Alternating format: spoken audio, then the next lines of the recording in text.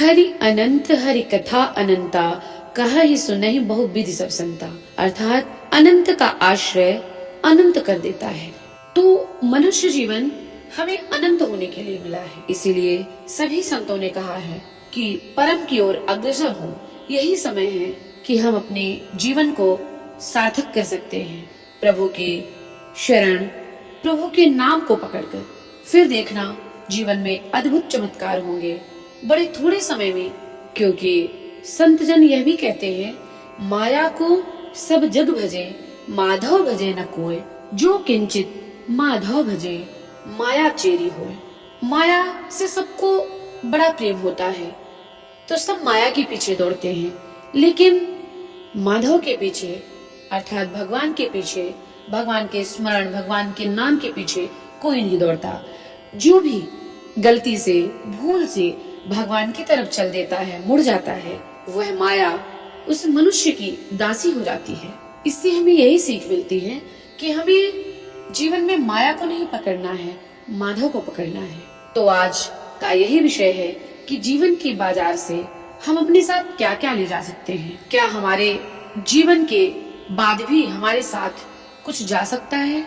मनुष्य तन पाकर अगर हम अपने साथ कुछ ना ले जा सके, कुछ ना ले जा पाए, तो यह नर तन पाना तो बेकार ही हो गया। महाराज, जीवन उसी का सार्थक समझो जो अपार संपत्ति कमाया, साथ ही असीमित संपदा में से कुछ विशेष धन, कुछ विशेष चीज अपने साथ लेके जाए।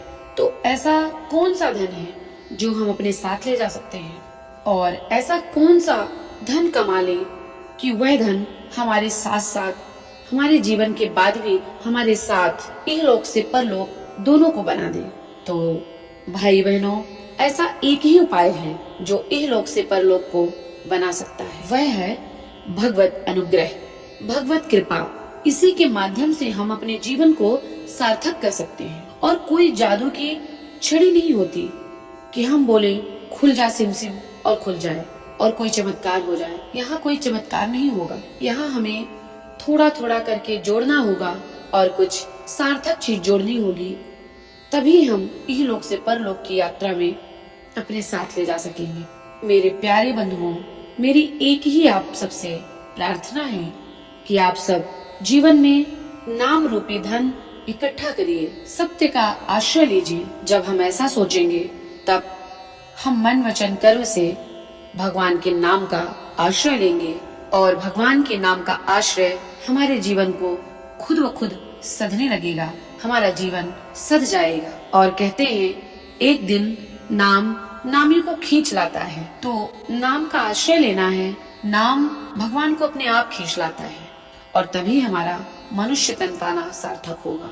इस भाग दौड़ की जिंदगी से अगर कुछ अर्जित कर ले, विशेष अपने साथ ले जाना चाहते हैं, तो एक ही उपाय है, भगवत शरणागति। इसी के माध्यम से हम सारे सुख, ऐश्वर्य इहलोक में प्राप्त कर सकते हैं और उस लोक के लिए इकट्ठा कर सकते हैं। जो हमारे साथ जाएगा, जो हमारे साथ रहेगा, तभी सच्चे अर्थों में हम धनवान होंगे और यही धन हमारे साथ जाएगा। दूसरा कोई धन साथ नहीं जाता।